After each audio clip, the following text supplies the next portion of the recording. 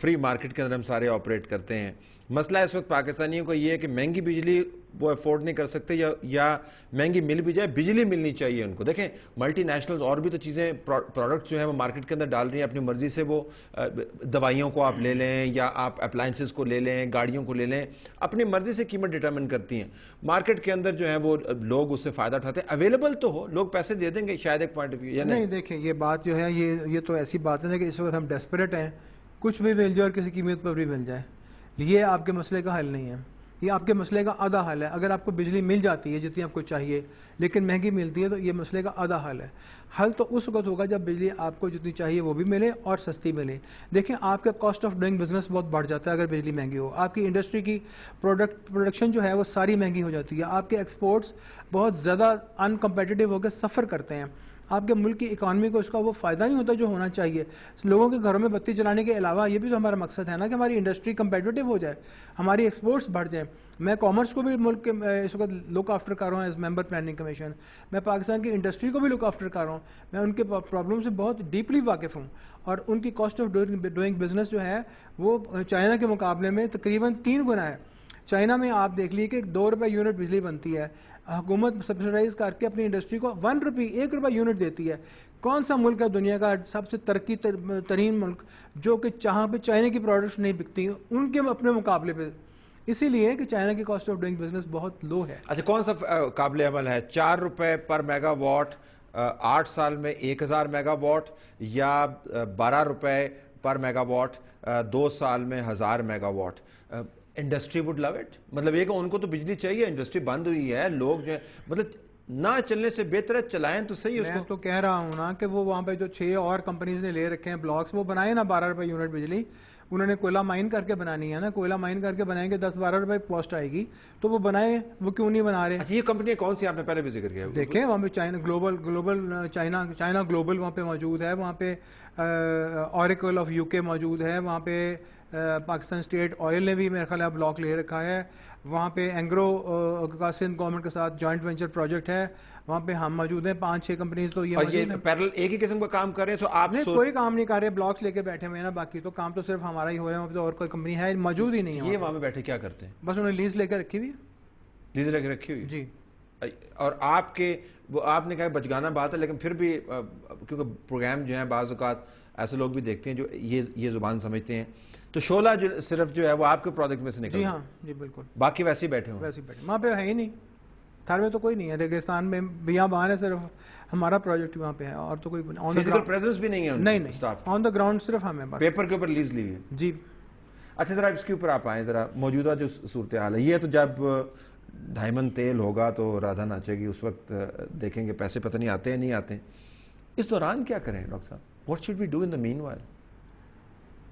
In the meanwhile ہم تو یہی کر سکتے ہیں کہ ہم حکومت سے بار بار کہہ رہے ہیں, اصرار کر رہے ہیں کہ ہمارے لیے پیسے رکھیں. اس کے علاوہ بات کریں. اب it's not just about Thar energy overall, اب اس کے علاوہ کیا کریں؟ اوور آل انرجی کے سینیریو پاکستان میں یہ ہے کہ ہمارے پاس جو بھی انرجی بننی چاہیے وہ پاکستان کی اپنے را مٹیریلز سے بننی چاہیے, چاہے آپ کی سورج کی شعائیں ہوں, چاہے آپ کی ونڈ پاور ہو, چاہے آپ کی ہائیڈل پاور ہو, چاہے آپ کا کوئلہ ہو, چاہے آپ کی گیس ہو. اگر ان وسائل سے بجلی بنے گی تو آپ کی بجلی سستی بنے گی اور آپ کی انڈسٹری کو کمپیٹیٹیو ریٹ پہ پاور ملے گی. اور اس وقت ہم نے ہائیڈل پوٹینشیل تو کافی ایکسپلوئٹ کر لیا ہے, اب بادشاہ ڈیم نے آنا ہے لیکن وہ ٹائم بہت لیتا ہے. ہم نے ابھی تک سولر انرجی کے ضمن میں کچھ نہیں کیا, ہم نے ونڈ پاور میں کچھ نہیں کیا, ایک ونڈ مل لگائی تھی وہ بھی نہیں چل رہی, اور ہم نے ابھی تک کوئل میں بھی کچھ نہیں کیا. تو یہ پروجیکٹ نزدیک ترین ہے اپنی ریسورسز سے بجلی بنانے کے. تو اس کو بھی اگر ہم ابھی فنڈ نہیں کرتے تو ہماری سارا جو سینیریو ہے وہ پش بیک ہو جاتا ہے. اب اس سینیریو کی موجودگی میں گورنمنٹ نے مجبور ہو کے ایک ایسا ٹریک فالو کیا ہے جو سیدھا راستہ نہیں ہے, ایک ٹینجنٹ پہ ہم چل پڑے ہیں, جس میں ہم اب اپنا فیول امپورٹ کر رہے ہیں.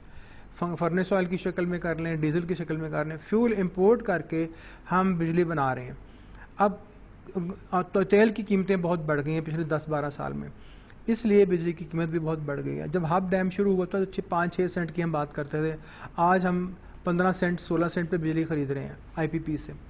تو اب یہ جو طریقہ ہے، یہ جتنی بجلی بنتی ہے 10-20 روپے یونٹ، اس کو گورنمنٹ کو ہیویلی سبسیڈائز کر کے صارفین کو دینا پڑتا ہے۔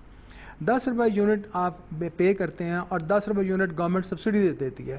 ہر وہ یونٹ جو بجلی کا ہم استعمال کرتے ہیں، اس پہ مزید گورنمنٹ کا بیلنس آف پیمنٹ خراب ہو رہا ہے۔ اکانومسٹ جو ہیں وہ اس بات سے بہت تنگ بھی ہیں، پریشان بھی ہیں۔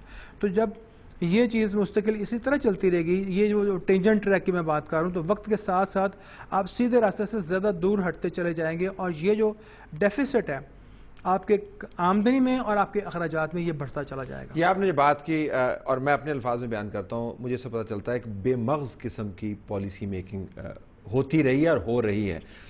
آپ خود بہتر سمجھتے ہیں کہ آپ آئیلینڈ آف ایکسیلنس تو بنا پائیں گے، لیکن آپ اس کو سسٹین نہیں کر سکتے اگر اس کو ارد گرد سے سپورٹ نہیں ہو۔